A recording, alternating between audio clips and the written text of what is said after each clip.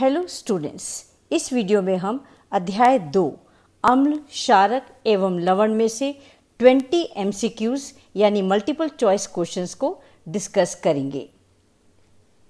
प्रश्न नंबर 1, उदरीय अम्लता की दशा में आप क्या उपचार बताएंगे? अगर हमें बहुत एसिडिटी हो रही है तो अम्ल के प्रभाव को खत्म करने के लिए यानी अम्ल को उदासीन करने के लिए क्षारक जैसे कि बेकिंग सोडा के विलयन का उपयोग करेंगे। तो सही उत्तर है डी। बेकिंग सोडा के विलयन का उपयोग हम उदरीय अम्लता की दशा में उपचार के रूप में बताएंगे। So mark D as a correct answer. प्रश्न नंबर 2, गलत कथन पर चिन्ह लगाइए। कथन ए है अम्ल का स्वाद खट्टा होता है। यह सही कथन है, अम्ल स्वाद में खट्टे होते हैं। कथन बी, अम्ल नीले लिटमस को लाल कर देता है। नीचे बी डायग्राम देखिए, अम्ल से नीला लिटमस पेपर लाल हो गया है। यह कथन सही है। कथन सी, क्षारक का स्वाद मीठा होता है। यह गलत है। क्षारक का स्वाद कड़वा होता है। ये स्वाद में कड़वे होते हैं।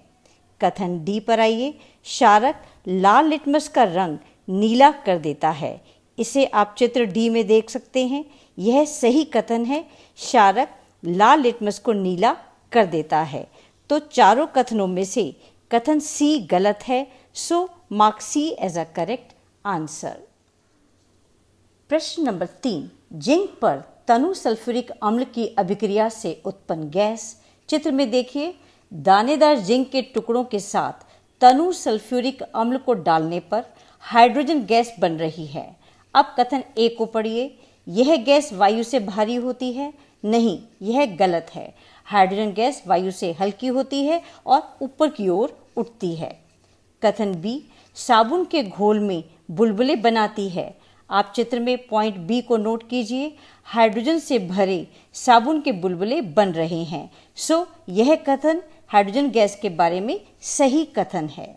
कथन सी, यह दहन पोषक है। गलत। चित्र में देखो, जब जलती हुई मोमबत्ती हाइड्रोजन गैस के पास लाई जाती है तो वह बुझ जाती है, परंतु हाइड्रोजन गैस फट फट की ध्वनि के साथ जल उठती है। तो यह जलने में सहायता नहीं करती, बल्कि खुद ही एक ज्वलनशील गैस है।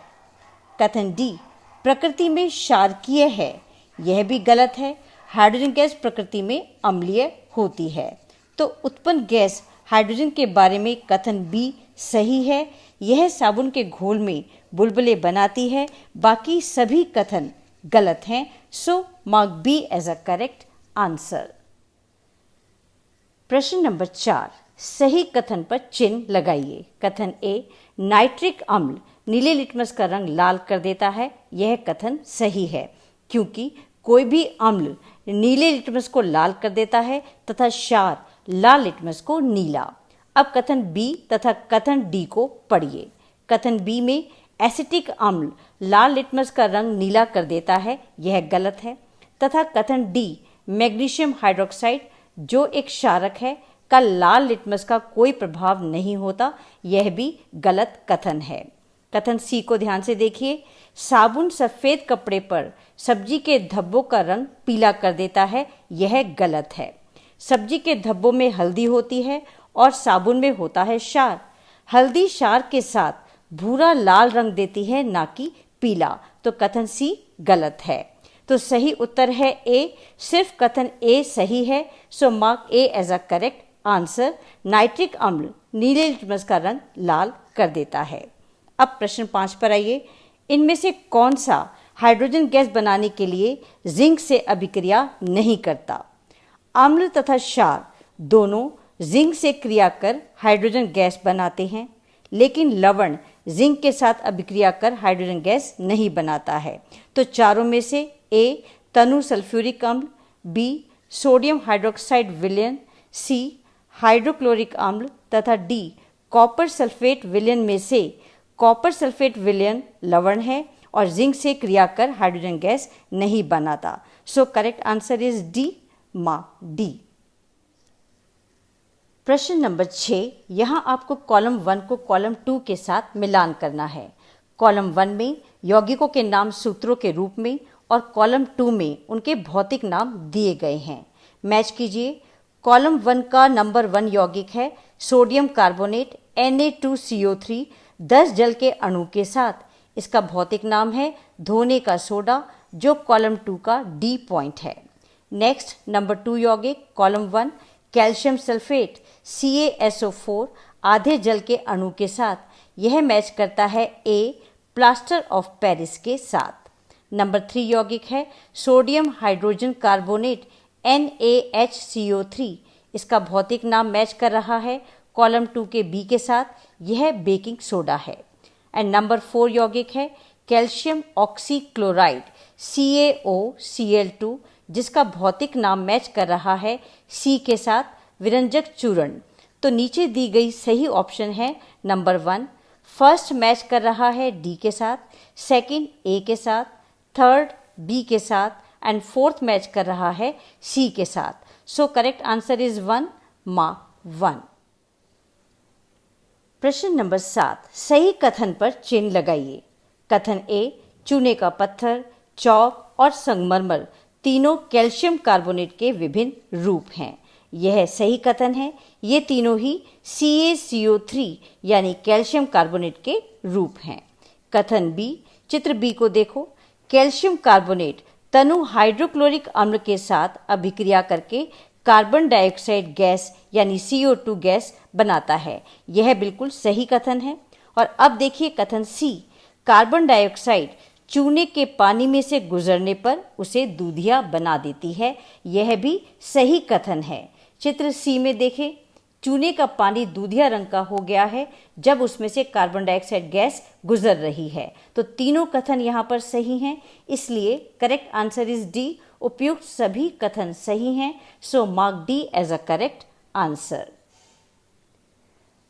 प्रश्न नंबर 8, तनु हाइड्रोक्लोरिक अम्ल एक धात्विक ऑक्साइड के साथ अभिक्रिया करके हरा विलयन बनाता है। धात्विक ऑक्साइड हो सकती है। दी गई चारों चॉइसेस में से कॉपर ऑक्साइड ऐसा धात्विक ऑक्साइड है जो तनु हाइड्रोक्लोरिक अम्ल से क्रिया कर कॉपर क्लोराइड का हरा रंग बनाता है। आप इस अभिक्रिया को नीचे लिखे समीकरण तथा चित्र में भी देख सकते हैं। तो सही उत्तर है D, mark D as a correct answer. प्रश्न नंबर 9, निम्नलिखित में से किसमें विद्युत का चालन होता है? कथन 1, जल तथा ग्लूकोज का विलयन तथा कथन 3, जल तथा अल्कोहल का विलयन। इन दोनों में विद्युत का चालन नहीं होता क्योंकि इनमें कोई भी आयन नहीं बनता है। जबकि कथन 2, जल तथा हाइड्रोक्लोरिक अम्ल में हाइड्रोजन आयन बनते हैं तथा कथन 4, जल तथा सोडियम हाइड्रोक्साइड के विलयन में हाइड्रोक्साइल आयन बनते हैं। इसलिए इन दोनों में विद्युत का चालन आसानी से होता है। इसको आप नीचे बने डायग्राम में भी देख सकते हैं। दोनों केसेस में बल्ब जल रहा है, हाइड्रोक्लोरिक अम्ल में भी और सोडियम हाइड्रोक्साइड में भी। तो सही उत्तर है C, mark C as a correct answer. Second and fourth are the correct answer जिसमें से विद्युत का चालन होता है। प्रश्न नंबर 10, दांतों का इनेमल डैश से बनता है। दांतों का इनेमल कैल्शियम हाइड्रोक्सी एपेटाइट, जो कैल्शियम फॉस्फेट का क्रिस्टलीय रूप है, से बनता है। सो सही उत्तर है B, calcium hydroxyapatite. So mark B as a correct answer.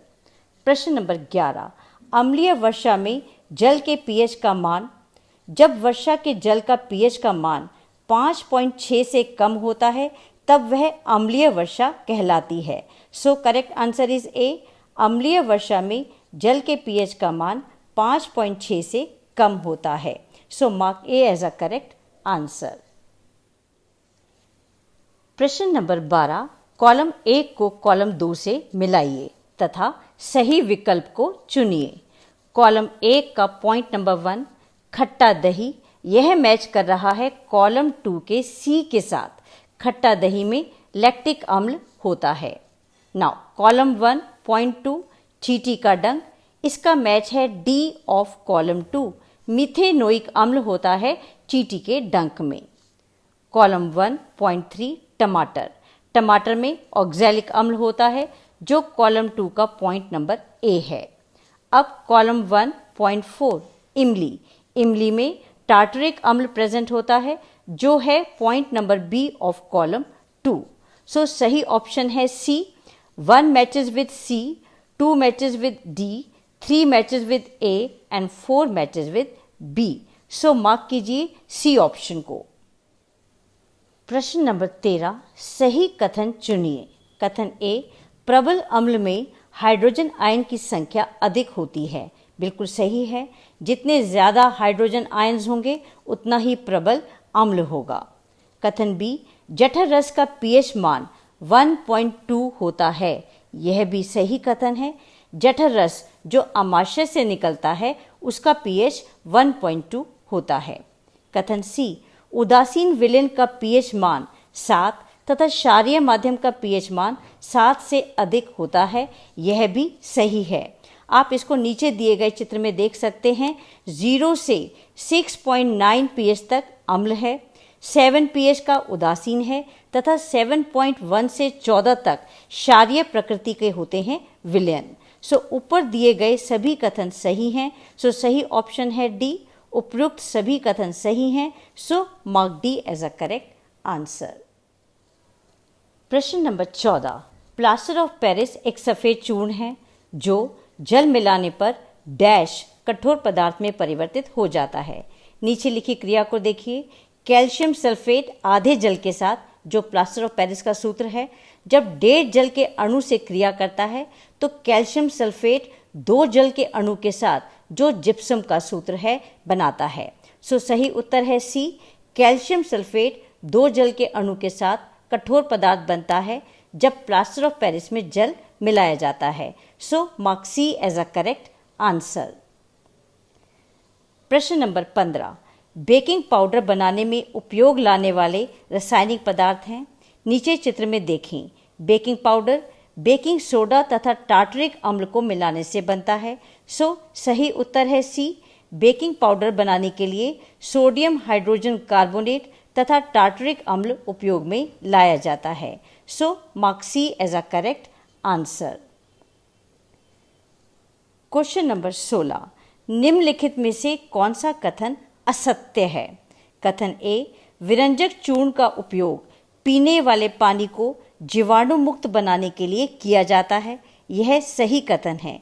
अगर हमें पानी में जीवाणुओं को समाप्त करना है तो विरंजक चूर्ण का इस्तेमाल करते हैं। कथन बी, सोडियम कार्बोनेट का उपयोग कांच बनाने में किया जाता है। यह भी सही है। कथन सी, सोडियम हाइड्रोजन कार्बोनेट का उपयोग जल की स्थायी कठोरता को हटाने के लिए किया जाता है। यह गलत है। जल की स्थायी कठोरता को अगर हमें हटाना है तो हम इस्तेमाल करते हैं सोडियम कार्बोनेट, ना कि सोडियम हाइड्रोजन कार्बोनेट। तो यह कथन असत्य है। कथन डी, प्लास्टर ऑफ पेरिस को आर्द्रता रहित डब्बे में रखा जाता है। यह सही कथन है। पानी से दूर रखते हैं प्लास्टर ऑफ पेरिस को, क्योंकि यह पानी से मिलकर कठोर पदार्थ बना देता है, इसलिए इसे आर्द्रता रहित डब्बे में रखा जाता है। तो चारों कथनों में से कथन सी असत्य है। So mark C as a correct answer. प्रश्न नंबर 17, जल में अम्ल या क्षारक मिलाने पर, जब जल में अम्ल को या क्षारक को मिलाया जाता है तो उसमें हाइड्रोनियम आयन H3O+ या हाइड्रोक्सिल आयन OH- की मात्रा में कमी आ जाती है। जल में अम्ल या क्षारक को मिलाने को तनुकरण की क्रिया भी कहते हैं। सो सही उत्तर है सी। हाइड्रोनियम आयन H3O+ या हाइड्रोक्सिल आयन OH- की सांद्रता में कमी हो जाती है जब जल में अम्ल या क्षारक को मिलाया जाता है। So mark C as a correct answer. Question number 18, किस पीएच पर विलेन में हाइड्रोक्सिल आयन OH- की सांद्रता अधिक होगी? हाइड्रोक्सिल आयन्स की सांद्रता पीएच 14 पर सबसे अधिक होती है। पीएच 14 पर हाइड्रोक्सिल आयन की सांद्रता सबसे अधिक तथा हाइड्रोजन आयन की सांद्रता सबसे कम होती है। So mark C as a correct answer. प्रश्न नंबर 19, शुष्क बुझा हुआ चूना कैल्शियम हाइड्रोक्साइड पर क्लोरीन की क्रिया से डैश का निर्माण होता है। नीचे लिखी रासायनिक क्रिया को देखो। शुष्क बुझा हुआ चूना कैल्शियम हाइड्रोक्साइड क्लोरीन के साथ क्रिया कर कैल्शियम ऑक्सीक्लोराइड जो विरंजक चूर्ण है बनाता है और साथ में जल भी बनता है। So correct answer is B, विरंजक चूर्ण। Mark B as a correct answer. प्रश्न 20, मधुमक्खी के डंक मारे गए अंग में डैश के उपयोग से आराम मिलता है। मधुमक्खी के डंक में मीथेनोइक अम्ल होता है जिसके प्रभाव को समाप्त करने के लिए बेकिंग सोडा जो एक क्षार है का उपयोग किया जाता है। So correct answer is a, mark A. So that's all for today. Thank you very much for staying with me. Subscribe the channel to get the information about my new video. Thank you so much.